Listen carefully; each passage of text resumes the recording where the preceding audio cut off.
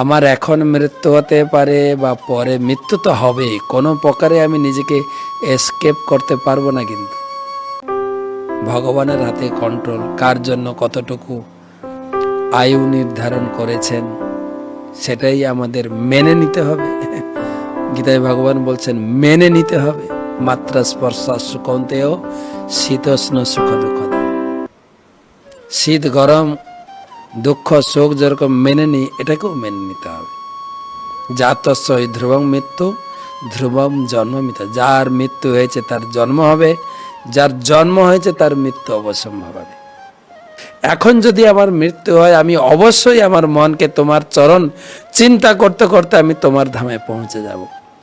কিন্তু প্রাণপয়ান সময়ে কফবাত পিত্ত, কিন্তু এমন একটা সময়ে যদি স্বাভাবিক মৃত্যু হয়, সেই সময় আমার শরীর মন ইন্দ্রিয় সব দুর্বল হয়ে যাবে, তোমার নাম উচ্চারণ করতে পারবো না, গলায় ঘড় ঘড় ঘড় ঘড় করে কফের শব্দ আসবে, কফ বাত পিত্ত, স্মৃতিশক্তির হ্রাস হয়ে যাবে, দৃষ্টিশক্তি হ্রাস হয়ে যাবে, সমস্ত ইন্দ্রিয় দুর্বল হয়ে যাবে।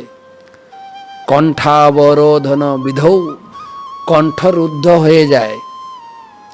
স্মরণম কুতস্তে, তখন তোমাকে স্মরণ করবো কি করে?